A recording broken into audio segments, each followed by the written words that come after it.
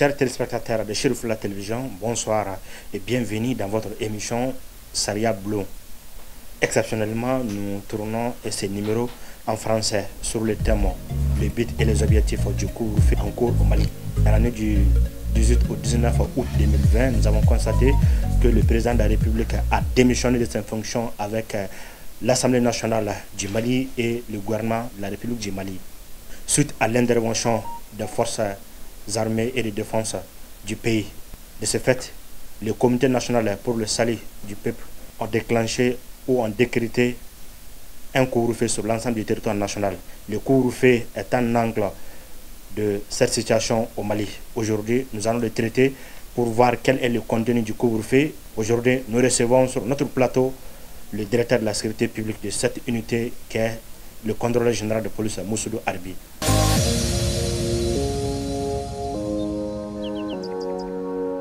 Quelques heures après la démission du président de la République, M.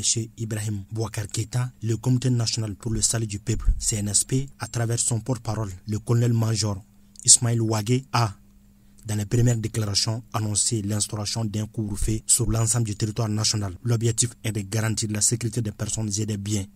À compter de ce jour, 19 août 2020, toutes les frontières aériennes et terrestres sont fermées jusqu'à nouvel ordre. Un couvre-feu est instauré de 21h à 5h du matin jusqu'à nouvel ordre.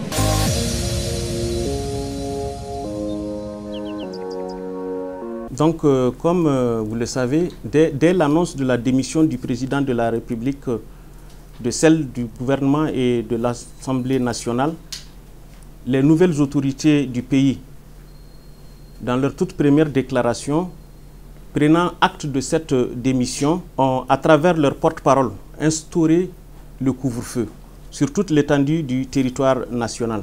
Ce faisant, dans le cadre de son application, la Direction générale de la police nationale, à travers les directions régionales, organise depuis des patrouilles de 21h à 5h du matin pour les 2 premières nuits qui ont été ramenées de 0h à 5h du matin et dont les résultats nous sont communiqués pour traitement en vue de leur transmission à la hiérarchie. Monsieur le directeur, nous voulons savoir quels sont les objectifs recherchés de ce couvre-feu. Non, le but, l'objectif recherché, c'est de permettre aux forces de sécurité, aux forces de l'ordre, civiles ou militaires, de mieux sécuriser les populations. Disons la zone concernée par le couvre-feu. Donc si nous parlons de zones concernées par le couvre-feu, il s'agira en ce qui nous concerne de toute l'étendue du territoire national. Ok, merci beaucoup, monsieur le directeur, pour cette précision. Et après, quel est le rôle joué par la direction de la sécurité publique dans cette coordination, la centralisation de toutes ces actions? Oui, la direction de la sécurité publique, effectivement, est chargée de la coordination de l'ensemble des activités au niveau de la police en ce qui concerne pas seulement le couvre-feu, mais toutes les activités des unités relevant de la sécurité publique, c'est-à-dire les unités de sécurité publique comme les directions régionales. Et dans ce cadre-là, il y a les unités, les patrouilles sont organisées par les directions régionales à travers les commissariats dans chaque région. Et nous sommes chargés de la coordination de l'ensemble des opérations de patrouille. Et faire en sorte que les résultats qui découlent de ces patrouilles-là soient centralisés à notre niveau et puis transmis, traités puis transmis aux autorités, aux plus hautes autorités. Merci beaucoup, monsieur le directeur, pour cette précision encore. Et nous voulons savoir quels sont les agents chargés de la mise en œuvre de cette recommandation, notamment ce couvre-feu. Est-ce que exclusivement la police ou bien il y a d'autres forces de sécurité? Non, c'est-à-dire c'est des cadres d'ordre qui sont élaborés. C'est des cadres d'ordre qui sont élaborés, qui prennent en compte tous les acteurs de la sécurité. C'est-à-dire il s'agit de la police, la gendarmerie, la garde nationale, la protection civile et même souvent les forces armées interviennent dedans. Voilà, donc on élabore un cadre d'ordre. Ce cadre d'ordre-là, une fois élaboré, est publié. Ensuite, chacun dans son rôle, chacun a son rôle à jouer dans cette situation. Voilà. Donc, et nous, à notre niveau ici, tous les matins, tout ce qui s'est passé pendant la nuit est transmis à notre niveau ici. Nous traitons et nous mettons ça à la disposition des autorités. Merci encore, monsieur le directeur. Et s'agissant maintenant des sanctions issues de ce couvre-feu, où en sommes-nous? Non, les sanctions, parlant de sanctions, il s'agit du non-respect à une réglementation.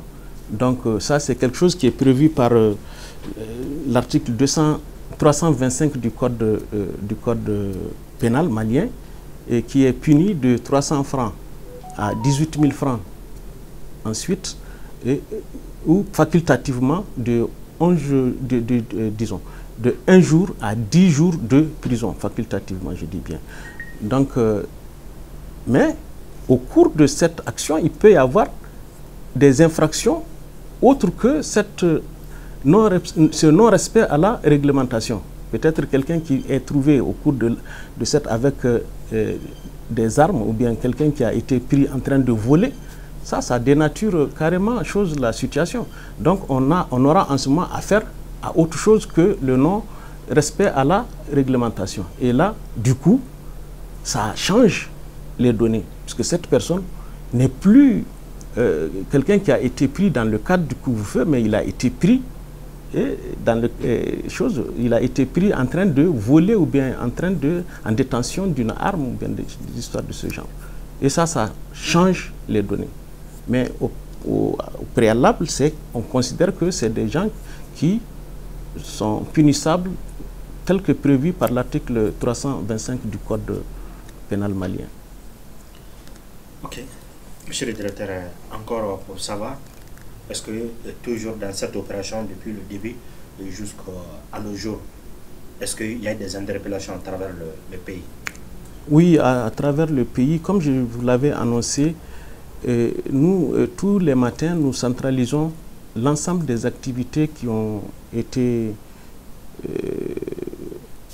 faites pendant la nuit au niveau des régions. Donc les directions régionales nous remontent ces informations. Ces informations, nous les traitons. Nous les traitons. Pour ce qui est des 2 premières nuits, par exemple, je peux vous donner les résultats. Nous avons déployé 1868 hommes sur le terrain, sur toute l'étendue du territoire national. Nous avons engagé également 329 moyens, c'est-à-dire les véhicules pour le transport des hommes. Nous avons également interpellé 183 personnes, dont 46 femmes. Nous avons également en engins saisis, nous avons saisi 87 engins, dont 11 à 4 roues. Le reste, c'est à 2 roues, soit 76 à 2 roues. Quels sont les conseils que vous donnez aux populations à travers le pays? Bon, les conseils que moi j'ai à donner, c'est de continuer à croire à ce qui est en train de se passer comme sécurisation, puisque nous avons déjà constaté qu'il y a une forte adhésion des populations par rapport au respect de ce couvre-feu. Donc je les invite vraiment à continuer à croire à cela, que c'est juste pour leur sécurité. Et s'ils nous accompagnent dans ce sens, je pense qu'il n'y aura vraiment pas de problème. Et vraiment, si les dispositions telles que nous les avons prises sont